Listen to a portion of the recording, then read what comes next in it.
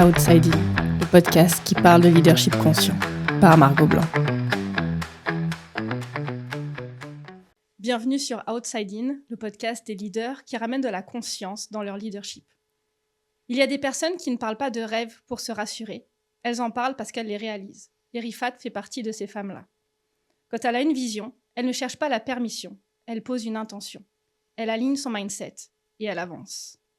Aujourd'hui, j'ai le plaisir d'interviewer une experte comptable et coach mindset, une femme qui a compris que le succès durable ne repose pas que sur le travail acharné, mais sur une posture intérieure claire, alignée et assumée. Rifat a récemment organisé un événement d'envergure réunissant des personnalités comme Tony Parker, Caroline Mignot et Hélène Macaled, pas pour faire briller des noms, mais pour transmettre une chose essentielle. Le mindset est le socle invisible de toute réussite. Dans cet épisode, je veux comprendre avec Rifat quels sont les outils intérieurs indispensables pour réaliser ses rêves, comment réussir sans se trahir, comment oser rayonner sans écraser, et surtout, comment embarquer les autres avec soi, dans une réussite inclusive et consciente. Parce que le monde du business nous a longtemps fait croire qu'il n'y a de la place que pour une seule personne au sommet. Rifat, pour moi, incarne l'inverse. Une posture de reine, consciente, celle qui garde sa couronne, tout en aidant les autres à remettre la leur. Alors Rifat, aujourd'hui, je vais te demander de nous révéler comment être un leader qui impacte, sans perdre de vue son rêve, tout en créant des projets puissants, humains et profondément inspirants. Bienvenue Rifat. Merci Margot pour cette présentation et c'était très beau. Parle-nous un peu de ton parcours Rifat, parce que devenir experte comptable en tant que femme, c'est pas forcément un chemin évident. Et j'ai l'impression que lorsqu'on observe ta vie, ton parcours, il y a plein de choses comme ça qui sont pas si évidentes pour la majorité des humains, mais toi, t'y vas, t'avances. D'où te vient cette détermination à réaliser tes rêves? Moi, je suis née au Pakistan. Je suis arrivée en France, j'avais 4 mois et j'ai fait mes études dans la compta et j'étais vraiment à part. Tu vois, à l'école, j'étais vraiment la fille qui était à part. Les gens... Alors, en fait, pour la petite histoire, jusqu'au lycée, je m'habillais en pakistanaise. Donc, tu vois, je venais vraiment en cours avec les robes, les pas def, vraiment colorées, rien à voir avec comment tu me vois là. Donc déjà, j'ai été vraiment mise à l'écart. Et vraiment au lycée, quand j'ai commencé à faire les parcours pour être expert comptable, tu vois, tu dois aller faire des stages en entreprise, etc. Donc tu te mets en avant, il faut que tu t'habilles à la française, comme je dis très bien. Et c'est parti comme ça. Et en fait, c'est beaucoup le regard des gens. Tu vois, les gens me regardaient beaucoup, entre guillemets, de travers. Surtout dans ce métier d'expert comptable, parce que c'est quand même un métier d'homme et les femmes ont très peu leur place. Et ça, c'est important pour moi de, tu vois, remettre les femmes aussi au cœur de ce métier. Il y a de plus en plus de femmes qui sont diplômées aujourd'hui. Et c'est important de montrer que même nous, on est là, on a aussi notre place, on a notre mot à dire, parce que je l'ai vu dans mes expériences précédentes. Les experts comptables femmes peuvent pas trop dire ce qu'elles veulent, s'imposer, dire leur vision, leur stratégie. Très compliqué. Et c'est pour ça que moi, j'ai lancé mon cabinet il y a 2 ans, parce que je voulais vraiment montrer que voilà, une femme peut y arriver aussi. Et une expert comptable, en plus, j'anime la partie coaching, qui est vraiment complémentaire et on arrive à faire de belles choses. Alors quand tu le dis comme ça a l'air très simple, comme si c'était une évidence d'être né au Pakistan, d'avoir une culture très différente de la culture française que tu vis au quotidien à la maison parce que tes parents sont pakistanais, et devenir experte comptable dans un milieu d'hommes alors que tu viens d'une culture qui a un rapport à la femme pas toujours très ouvert, si on peut le dire comme ça. Et toi, tu arrives et tu viens créer tout ça comme si c'était une évidence. Alors, contrairement à ce qu'on voit, ça a été très compliqué. Comme tu l'as dit, moi, je viens d'une culture où la femme, elle travaille pas vraiment. Donc, ça existe évidemment, il y a des femmes qui bossent. Mais la femme, une fois qu'elle est mariée, bah, ça va s'occuper de son mari, de ses enfants, le truc un peu le cursus classique. Et moi, je suis pas du tout dans ce truc-là. Bien au contraire, et ça a été très compliqué parce que tu vois que ce soit au Pakistan ou en France, les femmes pakistanaises, elles ont du mal à déjà de s'exprimer parce que bah, dès qu'on dit quelque chose à notre place, j'ai vraiment galéré. Je le dis pas, on le montre pas, même déjà avec ma famille, ma propre famille. Il a fallu que voilà, je montre que nous aussi on peut y arriver. Les femmes, voilà, elles peuvent s'imposer dans ce métier, dans ce monde, dans l'entrepreneuriat. Dans mon entourage, il n'y a aucune femme qui est entrepreneur aujourd'hui. Tu vois, on est tous salariés, mes cousines, etc. On est tous salariés. J'ai des cousines qui ont des hauts postes, mais personne n'a été entrepreneur. Alors moi, quand le jour j'ai annoncé à mon père que je voulais ouvrir mon cabinet, tu vois, c'était waouh quoi. Et vraiment, c'est très compliqué pour les femmes. Et tu vois, c'est ça aussi. Maintenant, j'ai envie de faire bouger les choses. Et c'est plutôt cool parce que le fait que tu vois ce que je fais aujourd'hui, pour moi, j'ai l'impression que je fais pas grand-chose. Tu vois, je fais des petites choses. Évidemment, je dis pas que ce que je fais, c'est pas dingue. Et je me rends compte depuis quelques mois. Mais tu vois, c'est en train d'impacter jusqu'au Pakistan. Et c'est ça qui est dingue. Je parlais avec ma cousine. Et ma cousine, elle a 16 ans. Et tu sais, bah, quand t'es gamin, les parents, ils te disent, bah, toi, tu seras médecin, toi, tu seras avocat. En tout cas, chez nous, c'est comme ça. Mon père, il me dit, quand tu seras grande, tu seras médecin. Mais moi, j'ai pas envie d'être médecin. Et ma cousine, son père lui a dit, tu iras en Angleterre, tu vas devenir médecin. Et elle me dit, moi, tu vois, moi, il voit que je fais mon business, mais je savais pas que ça impactait autant là-bas, parce que tu vois, les femmes, elles me regardent un peu bizarrement quand je vais, etc. Et là, c'est ma cousine, elle m'a donné le déclic. Mon père, il veut que je sois médecin, mais moi, je veux pas être médecin. Comment je fais pour lui dire? Tu vois, comment toi, tu as fait? Aujourd'hui, tu es expert comptable, tu as ton cabinet. Je fais comment pour lui dire? Mais si je lui dis, bah, tu vois, il va m'en vouloir. Et je m'attendais vraiment pas à cette question. Et en fait, il y a eu elle, après, il y a eu ses copines. Et là, je me suis dit, c'est un truc de fou, quoi. Et c'est cool parce que, tu vois, moi, le fait que je me suis lancée, ça a bougé la dynamique de la famille. Clairement, ma famille a complètement changé de mindset. Parce que forcément, moi, je change de mindset. Tu impactes aussi les gens autour de toi. Et puis même eux, tu vois, ils changent aussi de mindset. Et du coup, ça fait bouger la famille. Ça va au-delà. J'ai toute ma famille au Pakistan, donc ça bouge là-bas. Mais ça impacte aussi les autres petites filles là-bas. Et ça, c'est juste génial, quoi. Wow, j'ai vu pas mal d'émotions passer dans tes yeux quand tu as partagé tout ça. Quand tu te remémores à Larifat qui a 16 ans, qu'est-ce que tu as envie de lui dire? Parce que je me rappelle, à 16 ans, on était complètement paumés. À 16 ans, c'est là où on te dit, bah, il faut choisir ton cursus. Moi, évidemment, quand j'étais jeune, je savais pas que je voulais être expert comptable. Déjà, c'était quoi un expert comptable? T'es là au lycée, il faut choisir entre bac S, L, ES, STG. Alors déjà, L, tu m'oublies, littéraire, c'est pas mon truc. S, pas du tout non plus. J'étais pas trop maths. Tu vois, contrairement à ce qu'on pense, expert comptable, les maths, j'étais assez bonne, mais c'était pas, voilà, je me voyais pas en scientifique. Et du coup, bah, tu vois, je me suis un peu rabattue sur STG, puis j'ai fait la compta. Au début, j'avais fait du commercial. Et en fait, je me suis rendu compte que c'est plutôt la compta. Ce que j'ai aimé, c'est que, outre le fait des chiffres, en fait, si tu vois, tu dois travailler sur une stratégie, essayer de comprendre comment on peut faire, comment on peut améliorer. C'est ce que je fais au quotidien. Et en fait, c'est surtout ce que je vois au niveau des chiffres. Quand tu accompagnes quelqu'un, c'est aider la personne. Et ça, c'est hyper important. En fait, moi, je me vois pas une expert comptable là pour faire des bilans. Moi, je m'en fiche un peu. Tu vois, évidemment, il faut des chiffres pour conseiller, pour accompagner le client, l'entrepreneur. Mais moi, ma valeur ajoutée, c'est vraiment dans l'accompagnement. Je veux vraiment être l'expert comptable. Je veux pas être juste là pour faire ton bilan. Je veux vraiment être là, ton partenaire au quotidien. Tu sais, c'est mon slogan, votre partenaire au quotidien. Et c'est vraiment ça. En fait, je veux que le chef d'entreprise s'appuie sur moi, pas que pour les chiffres, mais aussi sur son business, sur son mindset. Et c'est vraiment faire un accompagnement global et que je puisse l'accompagner dans toutes les décisions qu'il a au quotidien. Parce qu'il n'y a pas que le business, tu as aussi le perso qui joue. Quand tu es marié, tu as les enfants, après il y a le patrimoine. Malheureusement, quand il y a les décès, souvent on nous appelle, nous les premiers, les experts comptables. Tu vois, on dit toujours qu'on est le médecin de famille. Et c'est vraiment vrai. En tout cas, moi, je le vois avec les clients Donc, que tu es devenu j'accompagne. médecin, Ouais, voilà, je suis devenue quelque médecin. part. Ton papa avait raison. Ouais, si on peut dire ça comme ça, ouais. Parce que vraiment, on est là pour accompagner de A à Z et c'est ça qui fait la différence. Et avec la casquette de coaching, le coaching intégré en plus, je vais vraiment beaucoup plus loin. C'est fou.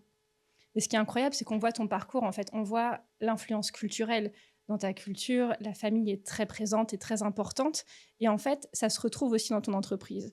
Et ce que j'aime beaucoup quand je t'observe, c'est que tu es quelqu'un qui, à la place de chercher des raisons de ne pas faire, tu as transformé toutes les briques que tu as eues sur ton chemin en un tremplin, en un pont pour avancer. On prend souvent cette métaphore de une pierre, soit t'en fais un bâtiment, soit t'en fais un mur pour te bloquer, soit t'en fais un pont pour traverser. Et toi, tu as utilisé tous ces challenges qui ont été sans doute très douloureux. Là, t'en parles avec beaucoup de légèreté, mais la violence d'être dans une culture différente de la nôtre, de se sentir à part, d'avoir une double identité, parce que tu as l'identité de la pakistanaise et de la française, et parfois on se perd. Quand on a deux pays comme ça de cœur, c'est pas du tout facile. Et plutôt que d'utiliser ça comme une raison de ne pas y arriver, tu as réussi à allier ce que ta culture t'a donné de précieux, qui est l'entraide, la famille, avancer ensemble, pour devenir en quelque sorte le médecin de famille des chiffres, des entreprises, des entrepreneurs que tu accompagnes. Et je trouve ça profondément inspirant, comme quoi on peut tout transformer en fonction de nos rêves. Ouais, complètement. En fait, tu vois, là, il y a un truc qui me vient, c'est que mon père, il nous dit toujours, quand j'étais jeune, moi, je suis l'aînée, donc forcément, j'ai beaucoup plus de responsabilités, j'ai toute ma famille à gérer, donc c'est très culturel. Depuis que je suis jeune, il me dit, nous, on est 5 enfants. Vous êtes 5, Vous êtes les 5 doigts de la main. Et tu vois, il me dit toujours, c'est comme ça tout le temps. Il est toujours en train de nous donner des conseils, comment on doit faire, etc. Parce que lui, il a perdu sa mère et son père à l'âge de 5-6 ans. Il n'a pas de frères et sœurs. Il n'a pas de cousins, cousines. Donc, il a vraiment vécu tout seul. En fait, c'est vraiment tu vois, quand il me fait ce geste-là, il me le fait souvent. Tu vois, il me dit, il faut rester comme ça, parce que tu sais, des fois, on s'embrouille, c'est normal entre frères et sœurs. Des fois, il y a des disputes, etc. Et tu vois, à chaque fois, il me raisonne et il me dit, il faut rester comme ça. Il dit, il faut pas lâcher. Ça, c'est hyper fort, la famille chez nous. On se dit pas des je t'aime. Maintenant, on se le dit un peu plus depuis que j'ai un neveu, d'ailleurs. Mais c'est pas des choses qu'on se le dit, mais par contre, on se le montre au quotidien. Et dès qu'il y en a un qui a un souci, il y a tout le monde qui déboule. Et c'est vraiment ça que je veux transmettre aussi au sein de mon cabinet. Comme tu l'as dit tout à l'heure, ça, c'est une valeur forte, la famille, l'humain. Et c'est ce que, en tout cas, j'inculque à mon équipe parce que c'est vraiment important. Et je veux vraiment que quand les gens y viennent, tu vois, moi, je veux pas un gros cabinet, je veux aller monter grand max, 10, 15, 20 collaborateurs maximum, pas plus. Je veux vraiment que les gens ils viennent à la maison, qu'ils viennent chez nous, c'est à la maison, tu vois. Tu viens au cabinet, il y a du rose, il y a du bleu, il y a des fleurs. Même quand je pose le café, le thé, je mets dans un plateau comme si tu venais chez moi, en fait, avec le petit gâteau. Et tu vois, les clients le remarquent. La dernière fois, il y a un client qui est venu, il m'a dit, ah ouais, le petit truc et tout, les petits détails. Tu vois, c'est vraiment ça. Et en fait, c'est vraiment l'esprit que je veux mettre au sein du cabinet. C'est une des valeurs fortes. La famille, c'est vraiment important. Ce qui est incroyable dans ton parcours, c'est qu'on sent qu'il y a beaucoup de travail sur toi. Il y a beaucoup de réflexion, tu as conscience de qui tu es. Et plutôt que d'essayer de te changer coûte que coûte pour rentrer dans un moule, tu as créé en fait ton propre moule à ta forme à toi, que tu fais évoluer au fur et à mesure de tes prises de conscience et de tes rencontres au final. C'est ça qui est très beau avec toi. Comment est-ce que ton mindset a pu influencer toute ta vie en fait jusqu'à présent? Alors, j'ai la chance déjà, j'étais pas comme ça avant, hein. J'ai fait l'école de coaching David-Laroche et vraiment là, j'ai eu un déclic de malade. En fait, pour la petite histoire, il y a quelques années, donc je prépare le diplôme pour être expert comptable et dans notre cursus, on a un mémoire à rendre. Donc, tu choisis un sujet, tu fais une centaine de pages, mais c'est pas juste tu rédiges, c'est tu dois apporter un outil à la profession, tu dois créer quelque chose. Moi, j'avais fait le thème sur les redressements judiciaires. Tu vois, contrairement à ce qu'on croit, ça revient tout à l'heure à ce que je disais, c'est aider les gens. Moi, ma mission, il faut que j'aide les gens. Je laisse un petit truc. Et j'ai adoré le premier dossier que j'ai eu dans mon ancien cabinet où je suis restée 8 ans. C'était un dossier en redressement judiciaire. Jamais fait. Tu vois, je suis arrivée, ma boss, elle m'a dit, tiens. Et je me dis, non, mais c'est un dossier au tribunal, il y a des dettes de partout, mais je vais m'ennuyer, quoi. Et c'était génial, hein, j'ai appris plein de trucs. Aujourd'hui, j'ai plein d'outils que je peux mettre à disposition des dirigeants, etc., pour qu'ils puissent avancer. Et en fait, c'est ce jour-là, je préparais le mémoire, j'y arrivais pas. Et à chaque fois, en fait, avant que tu fasses ton mémoire, tu dois déposer ce qu'on appelle un agrément qui doit être validé à Paris. Et c'est là qu'on dit, OK, vas-y, go, tu peux faire ton sujet. Et bref, je rédigeais à chaque fois, je faisais mon agrément et je le présentais à ma chef, tu vois, mon expert comptable à l'époque, qui était ma tutrice. Et à chaque fois, mais des fois, tu vas me dire, mais c'est nul, mais tu comprends rien, je veux que tu fasses ça comme ci, comme ça. En fait, je voyais ce qu'elle voulait, mais j'arrivais pas à l'écrire. Et j'oublierai jamais, c'était un samedi matin, je suis venue au cabinet bosser. Et je sais pas comment, je suis arrivée sur YouTube, je tombe sur une vidéo de David Laroche. Mais j'étais en train de pleurer, hein. Je dis, je vais jamais y arriver. J'étais prête à lâcher, je dis, c'est pas fait pour moi, en fait. À un moment donné, il faut que je me fasse raison. Et je tombe sur une vidéo de David Laroche. Il a dit une phrase, j'ai eu un déclic de malade. Et j'avais quand même, ça faisait 6 mois que je bossais sur le sujet. J'ai tout mis à la poubelle, j'ai pris une feuille blanche, je suis repartie zéro. 8 mois de travail. Et je devais passer l'agrément, il restait peut-être 1 mois et demi. Parce que ça prend 1 an, déjà ça. Après, tu as 1 an pour passer à la soutenance. Enfin, bon, bref, c'est très long. J'ai tout jeté à la poubelle. J'ai passé le week-end à gratter. Lundi, j'ai donné à ma boss. Et puis, je peux 2-3 jours après, elle revient. Et puis, elle me dit, bah, enfin, ça y est, on y est, quoi. Et en fait, c'est ce jour-là, j'ai eu un déclic avec la vidéo de David. Et je l'ai suivi sur les réseaux. Et puis là, il nous parle de son école de coaching. La Paradox School, et j'ai intégré la Paradox School et là, mais ça m'a changé ma vie. Donc j'ai travaillé dessus, j'ai beaucoup travaillé sur moi, ma famille. Tu vois, moi je suis quelqu'un de, ça se voit pas, mais je suis très impulsif. Je suis pas patiente du tout. Et j'ai travaillé beaucoup sur ça. Là, franchement, tu m'aurais vu il y a quelques années, je suis vraiment une autre personne. Et en fait, je suis allée travailler ce qui s'est passé dans l'enfance qui font que j'étais comme ça. Et c'est vraiment ça qui m'a donné un gros déclic. Quand j'ai ouvert le cabinet, je disais à mon associé, non, mais il faut qu'on intègre le coaching. Tu vois, c'est aider les gens. Notre mission, c'est aider les gens. Et le coaching, en fait, déjà au quotidien, je les aide. Tu vois, je m'en rendais pas compte, mais on parle des chiffres, etc. Mais dès qu'ils ont une problématique, c'est moi on m'appelle, on vient me voir. Et je me dis, mais avec le coaching, je peux aller encore plus loin. Donc, tu vois, j'ai intégré l'école de coaching, j'ai fait du coaching, j'ai travaillé sur moi. Du coup, j'ai des outils, je peux aider. Et après, du coup, est venue la partie où j'ai commencé à faire mes premiers événements. Donc, j'en ai fait le premier, c'était avec Alec Henry. Et c'est vraiment là où ça a commencé. Et c'est là où j'ai eu la fibre. En fait, si tu veux, je le savais au fond de moi que j'ai toujours voulu faire ça. Moi, être entrepreneur, c'était mon truc. J'ai une image, je me vois en haut d'une tour et je vois des gens en bas qui travaillent pour moi, mais pas en mode subordination, mais tu sais, vraiment, mais dans un village où tout le monde sourit et heureux. J'ai ça depuis que je suis gamine, je sais pas pourquoi. Et c'est vraiment ça que je veux créer. J'ai intégré pas mal d'événements business et j'ai rencontré des gens incroyables qui m'inspirent. Et c'est vraiment en prenant, tu vois, moi j'ai mes idées et quand je participe à des événements, ça me donne des nouvelles idées. Il y a des fois des choses que je prends, choses que je prends pas. Je dis, ah, mais moi je verrais plutôt les choses comme ça. Et tu vois, c'est à force de faire ce genre d'événements et d'avoir créé aussi mes propres événements. Tu vois, moi je me dis toujours, quand j'ai créé l'événement avec Tony Parker et Frank Ropers, les deux, chaque fois c'est, ok, tu veux faire l'événement maintenant, toi si tu vas à l'événement, qu'est-ce que tu aimerais? Moi je suis toujours comme ça. Tu vois, je me dis, qu'est-ce que je voudrais? Moi je vois toujours les choses grandes, je veux que ça, waouh!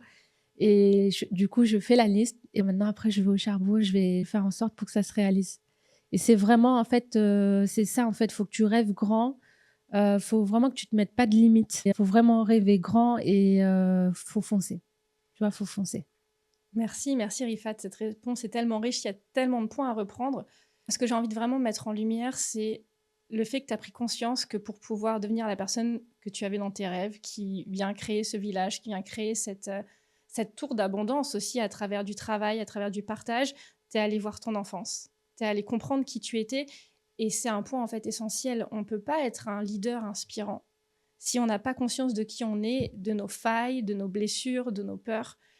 Ça m'arrive souvent de voir des gens qui ont une quarantaine, cinquantaine d'années et non, mais l'enfance, c'est bon. Oui, ça va pas avec mon père, mais c'est pas grave. Et en fait, tu te rends compte que si tu vas pas voir ça, tu peux pas dépasser certaines choses et donc tu te crées des plafonds de verre à travers ces croyances, à travers plein de choses. Donc, le point important, c'est commencer par ça. Et après, ce que tu as nommé qui me semble aussi essentiel, c'est ouvrir sa porte sur le monde, découvrir des nouvelles choses, que ce soit du coaching, que ce soit des séminaires, que ce soit plein de choses, et aller se laisser inspirer et voir ce qui résonne et prendre ce qui résonne et laisser ce qui ne résonne pas, parce que comme tu le dis, tu vois les choses différemment. Et ça, c'est puissant chez toi, parce que à la place de dire « Ah ok, c'est cool, tout le monde a dit que c'est cool, je prends », tu regardes ce qui résonne avec qui tu es, tu prends ce qui te parle et tu laisses ce qui ne te parle pas. Et c'est là où on voit ta différence aussi et on voit en fait ta puissance. Parce que tu restes toi tout en prenant des autres. Donc, on a un super effet. C'est hyper important parce qu'il faut que tu restes authentique. Tu vois, aujourd'hui, il y a beaucoup de programmes. Je fais partie de beaucoup de programmes. En plus, maintenant, le coaching, ça se développe à fond sur les réseaux sociaux. Donc, il y a du copier-coller, si tu veux. Donc, il faut vraiment se différencier. Tu vois, moi, je le vois bien. Il faut être authentique, c'est la base. Les gens, ils viennent te voir. Si tu es authentique, tu es simple, ils viendront vers toi. Et tu vois, moi, je suis très comme ça. Moi, je suis très, des fois, cash, nature. Des fois, je me contrôle pas. Tu vois, je pars un peu en freestyle, mais je suis comme ça et j'ai pas envie de changer pour les gens. Et c'est important parce que c'est ça qui va faire ta différence. Oui, en fait, t'as pas envie de devenir un mini David Laroche ou Non. je crois que c'est ça qui est essentiel parce que beaucoup de gens se cherchent, mais en fait, on en revient à ce point de si tu as guéri ta blessure de non-amour, de non-reconnaissance et que tu commences à voir la valeur que tu apportes au monde, c'est plus simple aussi de trouver ta façon à toi d'agir et donc ton propre style de leadership. Et c'est là où ça m'amène à cette question. Comment est-ce que tu as pris conscience de ton impact en tant que leader sur tes équipes et sur les dirigeants que tu accompagnes? C'est simple, quand j'ai ouvert le cabinet, tu vois, j'étais un peu, tu sais pas trop, j'avais pas encore d'équipe. Ensuite, j'ai embauché et là, vraiment, je vois que c'est là où j'ai le gros déclic, en fait. C'est quand en fait, si tu veux, je le savais, mais tu sais pas vraiment au moment où tu te lances et que tu as une équipe avec toi. J'ai une associée, j'ai une salariée et aujourd'hui, je vois au quotidien que je suis en train d'être le leader, hein. Être leader, c'est pas juste une position hiérarchique, c'est vraiment à travers ta posture. Donc, ta posture physique, ton énergie, ton regard, ton ancrage, la manière dont tu parles, dont tu te portes. C'est aussi le relationnel, tu vois, l'écoute. Ça, c'est vraiment important. Et aussi la posture émotionnelle. Comment tu gères les challenges. Je ne savais pas que j'avais cette capacité-là jusqu'à que j'ai mon équipe, puisque l'entrepreneuriat, c'est pas tout rose. Des fois, il y a des hauts et des fois, il y a des bas. Des fois, c'est très compliqué. Je suis comme tout le monde, j'ai beau être expert comptable, j'ai aussi, rencontré des difficultés financières, des difficultés de recrutement, des difficultés à ma stratégie. À un moment donné, ça marchait pas, tu vois? À toujours rebondir et c'est vraiment là que quand je vois qu'il y a les challenges qui arrivent, je dis: «Bon ça va pas» et cetera. Une fois que j'ai dit ce que j'ai à dire, après je me pose, je respire et là, en fait, je regarde comment on peut faire les choses autrement. C'est vraiment là où j'ai vu que, tu vois, la capacité j'ai à gérer les défis, les challenges que j'ai au quotidien, mais même niveau perso, tu vois? Parce que bon, le coaching m'a vraiment aidée et tu vois, c'est comme si je m'auto-coach, tu vois? Donc quand ça arrive, je dis: «Bon OK», je me pose les questions à moi-même, tu vois? Comme je fais à mes coachés et en fait, tac, tac, tac et en fait, je vois que j'arrive à gérer. Et c'est vraiment quand j'ai lancé le business, quoi, quand je me suis lancée en tant qu'entrepreneur que je me suis rendu compte, en fait, je suis une leader. Je suis une leader, en fait, j'ai la capacité de gérer un business, j'ai la capacité à gérer une équipe, je sais aussi me remettre en question, c'est très important. Parce qu'un leader, ça donne, la vision, les valeurs, la stratégie et cetera. Mais des fois, ça marche, des fois, ça marche pas et c'est important aussi de se remettre en question, tu vois? De prendre le feedback des autres. Moi, je demande beaucoup de feedback à mon équipe. Je fais un point, j'aime bien, je lui fais les feedbacks, mais j'aime bien aussi qu'elle me fasse ses feedbacks. Qu'est-ce qui est bien, qu'est-ce qui est pas bien et c'est intéressant parce que, du coup, quand tu es entrepreneur, tu es dans ton truc et d'avoir le feedback extérieur, c'est toujours intéressant et puis ça te permet de remettre en question et tu prends, tu vois? Tu vois, par exemple, là, j'ai pris une décision, très importante et ma salariée, elle m'a dit, Marina, elle m'a dit: «Mais, du jour au lendemain, tu as changé, incroyable, une nouvelle Rifat» et c'est important d'avoir le feedback des autres. Le leadership, c'est pas juste toi, c'est aussi la posture que tu donnes et aussi, le leader, c'est pour moi, c'est celui qui inspire et qui impacte les autres. Donc toi, tu le disais en présentation, moi, c'est hyper important. Oui, je veux, tu vois, je veux impacter. Je dis toujours, tu vois, que quand le jour où je suis pas là, je veux laisser un petit bout de Rifat en tout le monde. Je veux que quand je suis pas là, il y a quelqu'un qui dit, ah, Rifat, elle m'avait appris ça, elle m'a donné tel conseil, telle blague, enfin bref, tout ce que tu veux, que cette personne transmette à une autre et ainsi de suite. Tu vois, que ça reste, quoi. Ce qu'on appelle l'héritage, tu vois. C'est toujours ça à mon père, ça le fait rire. Et ça, c'est hyper important pour moi. Et c'est ça aussi pour moi un leader. C'est pas juste quelqu'un qui est là, position hiérarchique, et dit fais ci, fais ça. Oui, et puis on l'a vu dans les événements que tu organises, on sent que ton focus, c'est vraiment sur qu'est-ce que les gens vont pouvoir en retirer. C'est des événements où tu donnes tellement, enfin j'en ai fait plusieurs et j'ai rarement vu une qualité à ce niveau-là d'attention en fait. Pas, oui, Tony Parker, Caroline Mignot, magnifique, mais en fait dans les petites attentions, dans les petites choses, dans le buffet, dans les chocolats, dans les attentions, et on sent que tu as un souci du détail qui est sans doute aussi lié à ta profession en tant qu'expert comptable, mais aussi dans le bien-être de l'humain. Et j'ai l'impression que c'est une de tes clés pour être impactante dans ta façon d'accompagner tes clients, tes dirigeants, et dans ta façon d'être sur cette planète. Ouais, c'est que mais ouais, quand je fais un événement, je suis au détail près, même les couleurs, je choisis, tu vois, pour tout te dire, les 2 événements, j'ai tout fait de A à Z, j'ai pas pris d'agence, rien. Même la veille, hein, j'allais faire les courses pour acheter les boissons et cetera. Enfin, vraiment, fou et mais j'ai adoré, hein. Mais bon, à refaire, il faudra que je prenne une équipe là, parce que c'est quand même du boulot à gérer tout. Mais tu vois, je vais te partager une anecdote, la semaine dernière, j'étais à Paris, je suis allée voir un client. Il était en train de déjeuner et puis il me dit: «Franchement, l'événement, c'était incroyable, j'ai jamais vu un événement, à ce niveau-là pour quelqu'un qui démarre et ce que j'adore avec toi, c'est que tu vas jusqu'au bout». Même moi, quand j'ai lancé l'événement avec Tony Parker, j'avais pas les fonds, mais j'ai dit: «Go, on y va» et quand je veux un truc, de toute façon, je lâche rien. Après, je me débrouille. Tu vois, moi, je dis oui, après je me dis toujours, je dis oui, après je verrai comment je ferai pour aller chercher les financements et Est-ce que ça t'apporte en général d'aller interviewer des personnes comme Tony Parker ou de travailler avec des personnes inspirantes, que ce soit David Laroche, que ce soit Alec Henry, enfin, il y a plein de personnes comme ça Mmh. autour de toi dont tu t'inspires, mais qu'est-ce que ça t'apporte à toi concrètement? Ça me fait aussi travailler moi, sur, vision, mes valeurs, la stratégie que je veux mettre en place. Déjà, moi, je m'inspire de ces mentors-là pour ensuite inspirer les autres. Ce que ça m'apporte, c'est vraiment des petites choses en plus que, tu vois, des fois, moi, je peux avoir des doutes et quand je vois un de mes mentors qui dit, telle chose et là, je me dis: «Mais en fait, il a raison» et ça me rassure et c'est vraiment ce petit détail, ces petites choses que ça me donne vraiment de la valeur ajoutée, du coup, après moi, que je veux aussi délivrer à mes clients et ça, c'est hyper important. C'est, le petit détail, les petites valeurs. Tu disais là, j'ai vu Thibaut à Paris, tu vois? Il me disait, l'événement, tu sais, on avait fait des chocolats personnalisés Tony Parker et il me dit: «À la maison, j'ai un meuble avec les choses les plus importantes, de sa vie», tu vois? Des médailles, les photos de son fils et cetera et puis il me dit: «J'ai le chocolat, Tony Parker». J'ai le chocolat, il me dit: «Non, non, je l'ai gardé tous les jours que je passe devant, je le vois» Et du coup, tous les jours, je suis inspirée et je pense à toi. C'est des petits détails, tu vois, c'est le chocolat, c'est un petit truc. Et en fait, et j'ai que des gens qui me disent des petits trucs comme ça au quotidien. C'est super cool, tu vois, ça m'a mis les larmes aux yeux. Je dis, mais non, mais faut le manger. Il m'a dit, mais non, tu rigoles, je le regarde comme ça me fait penser à l'événement et ça me redrive. Qu'est-ce qui fait que tu as cette volonté à toute épreuve d'aller jusqu'au bout de tes rêves? Je pense que c'est aussi parce que moi, je suis pakistanaise. Je vis dans un petit village au Pakistan où c'est la misère. C'est très compliqué là-bas, la vie. Le salaire est très bas. Et quand je vais là-bas, ça me remet une claque à chaque fois. Quand je vois les gens, comment ils vivent. Nous, on a la chance, on a un toit, on peut manger à notre faim. On est en bonne santé. C'est pas comme ici, la santé. Donc, t'es malade, c'est trop compliqué, tu vois, tout est payant. Et je pense que ça vient de là aussi, puis aussi de mon père. Mon père, il est enfant unique et il a charbonné. Tu vois, quand nous, on était jeunes, il enchaînait 3 jobs pour qu'on manque de rien. Et voilà, petite anecdote, nous on est 5, donc je crois que quand ma sœur elle est née la numéro 3, on vivait dans un petit appart. Moi je dormais lié avec ma mère et mon petit frère et ma petite sœur. Mon père il dormait par terre. Donc le temps que voilà, on ait de l'argent, etc. Après il a acheté un canapé. Après on a commencé à avoir chacun notre chambre. C'est ce truc-là, tu sais. Moi, je suis une fan d'Anthony Bourbon. Tu sais, il dit il faut avoir la dalle. Et c'est vraiment ça, tu vois. Moi quand il dit ça, c'est vraiment, ça me fait penser à tout ça, tout ce que j'ai vécu. Et c'est vraiment ça qui me drive. Et montrer que je suis issue d'une famille classique, enfin rien d'exceptionnel. Et on peut faire de grandes choses. Et il faut vraiment penser grand et il faut y aller. Il ne faut pas écouter ce qu'on nous dit. Ça me touche beaucoup, ton partage. Je trouve que c'est pas une famille classique. T'as pas une famille classique, t'as pas une enfance classique.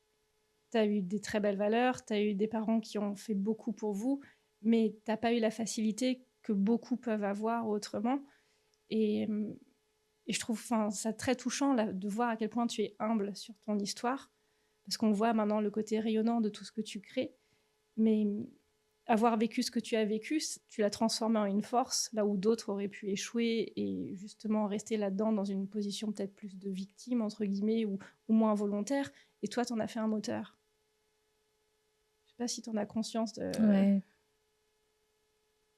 C'est un sacré moteur. Et en effet, le fait de retourner dans ton village au Pakistan, te rendre compte de cette misère, c'est quelque chose qui te drive. Et je trouve que c'est encore plus à ton honneur de voir ce que tu es en train de créer avec cette vision que tu as de créer une famille, de créer de l'impact, de soutenir tes clients, tes amis, tes proches.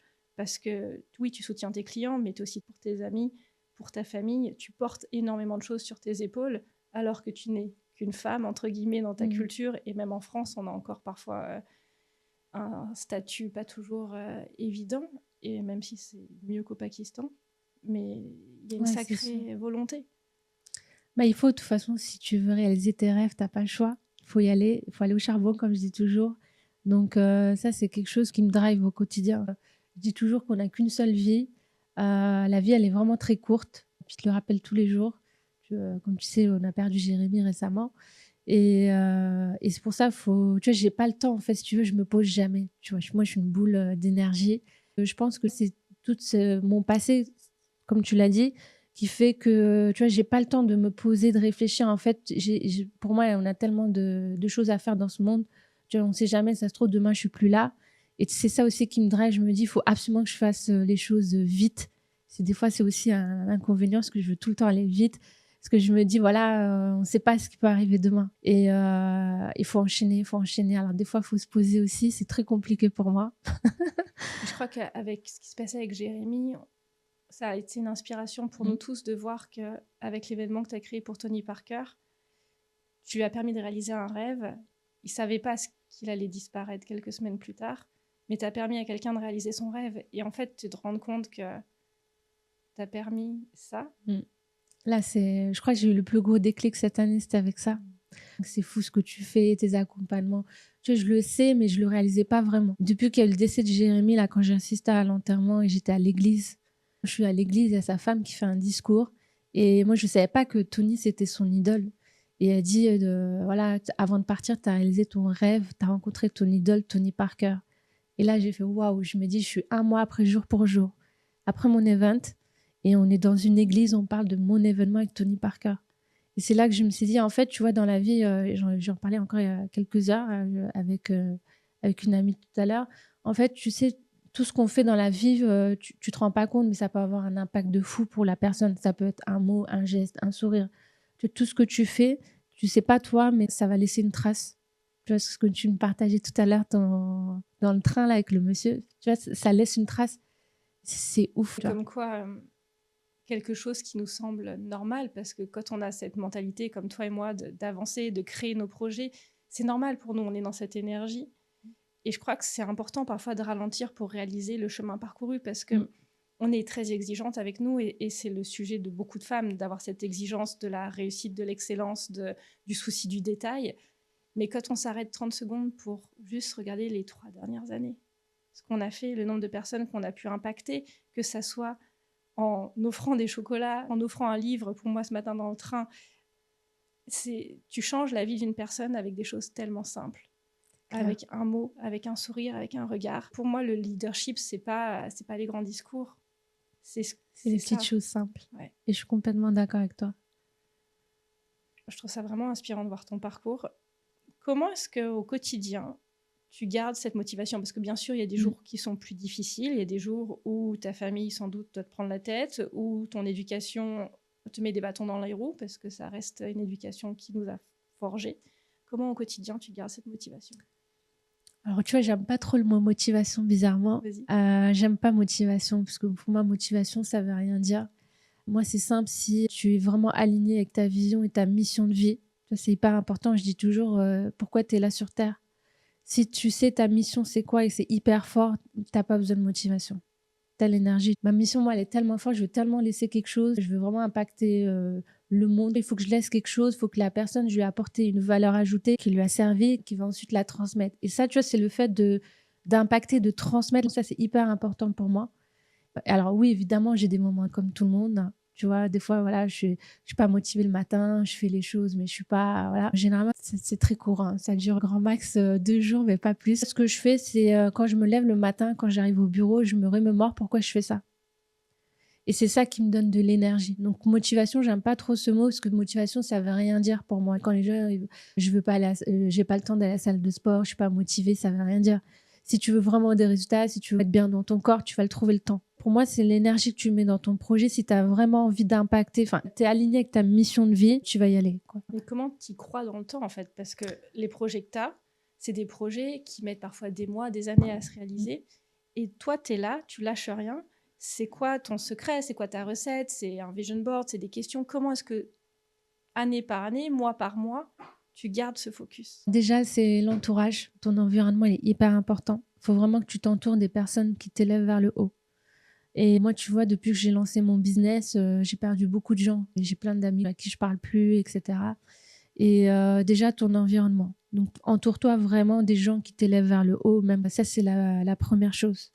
La deuxième chose, ça va te faire rire, mais moi, j'ai un petit truc, c'est que quand je fais des événements ou quand j'écris mes événements, je fais venir des guests, etc. J'aime bien avoir sur mon bureau, j'ai 2-3 photos de personnes qui m'inspirent. Et je trouve ça franchement hyper puissant. C'est, tu vois, je mets la photo, tu vois, des fois, je dois faire une tâche et je dis, vas-y, j'ai la flemme. Ouais, je le ferai demain, j'ai pas le temps. Je vais commencer à procrastiner. Et c'est con, là, en ce moment, tu vois, j'ai David Laroche qui est posé comme ça devant moi. En selfie avec toi. C'est pas juste la photo de David Laroche, c'est toi David, en selfie. Ouais, c'est clair. Donc ça change tout. Déjà, pour avoir une selfie avec David Laroche, c'est quelque chose, déjà. J'ai mis la photo avec David et c'est vraiment con ce que je vais te dire, mais des fois, je te jure, je fais ça, je vois qu'il me regarde. Il me regarde, tu sais, des fois, je me redresse. Je me redresse et je vois qu'il me regarde. Je dis, alors, je suis obligée de faire le truc. Parce que David, il serait là, il me dirait, non, mais t'es sérieuse? Et donc, du coup, tu vois, c'est ça qui me fait bouger. Et ça, c'est hyper puissant. J'en parlais il y a pas longtemps. Je crois que j'ai fait une vidéo il y a une semaine à des amis. Et je leur ai vraiment dit, vous savez, on fait des événements, on prend des photos avec des guests, mais il faut s'en servir. Ça sert à rien d'avoir une photo dans son téléphone. Et moi, vraiment, j'ai plein de photos que j'ai développées. Et même Tony Parker, tu vois, en fond d'écran sur mon téléphone. Et comme ça, tu les regardes au quotidien. Et en fait, ça me montre aussi que eux, quand ils ont réussi aujourd'hui, eux aussi, ils ont eu des galères, ils ont eu des challenges, ils sont passés par là. Et aujourd'hui, ils ont réussi, bah, moi aussi, je peux réussir. Donc, moi aussi, j'ai mes challenges. Donc, ton entourage, c'est pas important. Cette petite astuce, moi, j'aime bien. Et après, c'est ton focus. Tu vois, c'est vraiment ton focus. C'est quelle est la valeur ajoutée que tu veux laisser. Moi, je le vois bien. Je veux vraiment qu'un client il soit satisfait de A à Z. Et quand il vient chez moi, tu vois, il peut me parler de tous les sujets. Et en fait, quand tu vois que tu as ça, après, je sais pas comment t'expliquer, mais moi, c'est assez fluide. Tu vois. Donc, au final, tu as pas mal de petits rituels à toi. tu as tes photos, il y a aussi ce mindset et cette voix intérieure, en fait, que tu as. Parce que pour toi, au final, le mindset, c'est aussi beaucoup ce dialogue intérieur. Comment est-ce que tu te parles? Et plutôt que de te morfondre, comme on va le faire parfois, tu vas te l'autoriser pendant 1 heure ou 2 ou un jour ou 2 en fonction du sujet. Mais il y a une part de toi qui est toujours en train de rebondir pour continuer à avancer. Et donc, on sent qu'en fait, ton rêve, il est très précis. C'est comme si tu es un navire en plein océan et tu sais vers où tu avances. Et j'ai l'impression que là-dedans, il y a une énorme clé pour les personnes qui parfois ont du mal à avancer vers leur rêve. C'est peut-être de s'inspirer de ce que tu fais avec cet auto-coaching, avec toutes ces photos, avec un vision board ou avoir de la clarté. C'est hyper important d'avoir la clarté, parce que sans ça, tu n'avances pas. Donc moi, je le vois bien. Même moi, des fois, récemment, j'ai eu pas mal de challenges. Et des fois, même moi, tu vois, je pars dans tous les sens. Et des fois, je me dis, bon, attends, pose-toi. Là, tu vois, je vois que j'ai plus de clarté. Et du coup, moi, je m'auto-coach, mais je me fais aussi coacher. Donc, je suis coach, mais moi aussi, au quotidien, je fais du coaching parce que on a toujours quelque chose à travailler. J'évolue aussi au niveau du pro-perso. Donc, c'est intéressant aussi de se faire accompagner. Donc, c'est hyper important. Et je travaille ces sujets et vraiment, ça m'aide. Et comment est-ce qu'avec tout ton parcours, tu accompagnes les dirigeants dans certaines situations délicates, comme un redressement judiciaire, un décès soudain? Comment est-ce que tu les accompagnes avec ton mindset? Déjà, je les coach beaucoup sans qu'ils le sachent, forcément. Ils se rendent pas compte, mais voilà, moi, je les coach indirectement. Mais je suis vraiment là pour les rassurer. Je suis là, je leur montre vraiment que c'est comme on fait en coaching. Quand j'accompagne un dirigeant, je suis à côté de lui. Évidemment, c'est lui qui va tout le temps prendre les décisions. Il va me demander mon avis. Je vais lui dire ce que j'en pense. Mais quoi qu'il prend comme décision, je serai là pour l'accompagner. Et je pense que ça, c'est hyper important et c'est ça que les gens, ils apprécient. C'est que je vais pas leur dire, moi, déjà, je vais voir qu'on me dise ce que je dois faire. Donc, moi, de dire à quelqu'un, il faut que tu fasses ça, c'est pas possible. Par contre, tu vois, si je l'emmène à travailler sur le sujet et après, c'est sa décision, et même si, par exemple, c'est une décision que moi, je suis pas OK, moi, j'aurais pas fait comme ça, et ben, c'est OK pour moi et je vais l'accompagner. Ok, donc c'est vraiment une co-création aussi. Oui. C'est comme si tu amènes ton expertise, mais tu laisses aussi la personne face à toi faire ses propres erreurs ou ses propres découvertes. En fait, je suis vraiment là pour donner un petit coup de pouce. Je suis là, j'accompagne, je suis à côté. Des fois, on me regarde comme ça, je dis, moi, je dis rien. C'est rigolo, quoi. Et qui a fait Mais ça pour toi? beaucoup de personnes, déjà ma famille. Mon père, il m'a beaucoup aidé. Elle a été quelqu'un de très dur, mais aussi quelqu'un qui m'a toujours soutenu, qui m'a poussé à faire des études. Tu sais, bah, quand tu veux te lancer, tu as toujours cette boule au ventre, tu as peur. Et puis, j'en parle à mon père. Et parce que moi, je suis très proche de mon père. Et je lui dis, voilà 2 options. Donc déjà, je parle de Bordeaux, il me regarde comme ça. Sa fille sera plus à la maison, à part le week-end. Donc, je vois, il me regarde d'un œil, il me dit, mais Bordeaux, c'est loin. Je dis, mais c'est pas grave, je rentre le week-end. Et puis, je lui dis, sinon, j'ouvre le business. Et il m'a dit, mais tu ouvres ton cabinet. Je dis, non, mais je peux pas. Il me dit, pourquoi? J'ai dit, mais imagine, j'y arrive pas. Il me dit, faut pas avoir peur dans la vie. Ça m'a beaucoup aidé. Donc, ça revient à ce que je disais tout à l'heure, ton entourage. Moi, mon père, c'est quelqu'un qui m'a beaucoup soutenue. Après, j'ai 2, 3 mentors, mais vraiment, c'est une personne que je devrais définir, c'est lui. Et après, dans mon cabinet précédent où j'ai travaillé pendant 8 ans, je t'en avais parlé, j'ai eu le décès d'un collègue qui m'a vraiment impacté de fou. C'était un peu mon mentor. Et c'est lui qui m'avait tout appris. Et c'est vrai qu'il est parti, malheureusement, la maladie l'a emporté du jour au lendemain. Et lui m'a beaucoup inspiré aussi. Et ça, c'est quelque chose aussi qui me drive au quotidien. Je pense beaucoup à lui. Je me dis, Cyril était là. Qu'est-ce qu'il te Et dirait c'est s'il était vraiment. là? Bah là, je pense qu'il croirait pas à ce que j'ai fait. Parce que, déjà, quand il était là, il me soutenait au quotidien. Moi, j'avais tout le temps des doutes. Il me dit, tu vas y arriver, tu seras expert. Mais je me voyais pas manager une équipe. Pour moi, j'avais pas ces compétences d'être une expert entrepreneur. Tu vois, une expert salarié, oui, mais pas entrepreneur. Mais là, il hallucinerait avec tout ce que j'ai fait en 2 ans. C'est juste dingue. En fait, ce qui est incroyable, c'est que ça ressort beaucoup dans les témoignages de femmes que j'interviewe. C'est cette idée de c'est difficile parfois en tant que femme et on a comme des croyances, des doutes qui nous font douter, qui nous font aller chercher encore plus en profondeur, qui nous donnent cette impression qu'on n'est jamais prête. Et quand on a des mentors comme ton papa, comme Thierry, comme les autres personnes, bah, ça nous aide, ça nous permet aussi d'oser des choses qu'on n'aurait pas forcément osé seul. Et j'ai l'impression que c'est quelque chose que tu essayes aussi beaucoup redonner à tes amis, à tes proches, d'inspirer en étant toi-même ce leader. En fait, tu montres que c'est possible et donc ça inspire d'autres personnes à réaliser ça. Quand j'étais jeune, personne m'a aidée. Et aujourd'hui, tout ce que j'ai créé, j'ai fait toute seule. On a même des gens qui m'ont mis des bâtons dans les roues. Juste être une expert comptable qui accompagne les chefs d'entreprise. Je veux qu'ils sachent qu'ils peuvent compter sur moi sur n'importe quel sujet et les accompagner sur leur business, sur leur mindset, c'est plus important. Tu vois, qu'ils soient satisfaits et qu'ils savent qu'ils peuvent compter sur moi au quotidien. Comme moi, tu vois, j'ai des partenaires au quotidien, j'ai mes mentors. Là, c'est des piliers que j'ai en ce moment dans ma vie et je sais que c'est eux qui vont m'apporter beaucoup. Ils me montent et moi aussi, c'est hyper important. Je sais ce que c'est l'entrepreneuriat, c'est pas toujours beau. Moi, quand on m'aide, je sais qui m'a aidé, qui était là la première fois et je serai toujours là pour la personne. Si tu avais une dernière chose à partager à une jeune femme qui a peur de se lancer, jeune ou moins jeune d'ailleurs, quelqu'un qui a peur de se lancer, de croire en ses rêves, qu'est-ce que tu as envie de dire ? Ce que je dirais, c'est qu'il faut se lancer, on n'a qu'une vie. En fait, c'est un petit proverbe pakistanais, c'est Ekpal Kajina Perto Ajana. Ça veut dire on ne vit qu'une fois. Cette phrase, je l'adore. Et vraiment, il faut foncer, faut pas écouter les autres. Si c'est vraiment quelque chose qui vous anime et qui vous drive, foncez. Puis vous verrez bien. De toute façon, il faut essayer dans la vie. Et puis si ça marche pas, comme disait Anthony Parker, si ça marche pas, c'est pas grave, au moins tu auras essayé. Merci Rifat, c'est tellement riche tout ce que tu nous as partagé. Ce que j'aimerais retenir pour moi et là vraiment mettre en avant de tout ton récit, c'est que on peut tout transformer, soit un blocage, soit un tremplin. Ça dépend vraiment de ce que nous, on a envie d'en faire. En fait, on est responsable de notre vie, on est responsable de ce qu'on crée et on est responsable de prendre soin de nos rêves. Personne va réaliser nos rêves à notre place. Et on le voit dans le cas de Rifat, que même en venant d'une famille qui a une autre culture, qui a une autre religion, qui ne met pas vraiment la femme au premier plan, elle est aujourd'hui experte comptable, elle a créé son entreprise, elle crée des événements d'envergure, et tout ça depuis ses tripes. Alors, il n'y a pas d'excuse qui explique que tu ne te lances pas. L'échec fait partie du chemin. Souvent, on en a peur, on n'en a pas beaucoup parlé aujourd'hui, mais on en vit forcément sur ce chemin. Et c'est à nous de trouver cette envie, de les dépasser, de s'entourer des personnes qui nous font vibrer, qui ont envie de nous tirer vers le haut. Comme je le disais dans mon introduction, Rifat, c'est le genre de personnes qui aident les autres femmes aussi. Et il y en a plein. Il y en a de plus en plus des personnes qui ont à cœur de soutenir, de s'entraider et de s'élever tous ensemble. Merci pour tout ça. Merci pour toute cette réflexion et j'ai hâte de voir ce que tu vas créer par la suite. Merci à toi. Outsiding, le podcast qui parle de leadership conscient par Margot Blanc.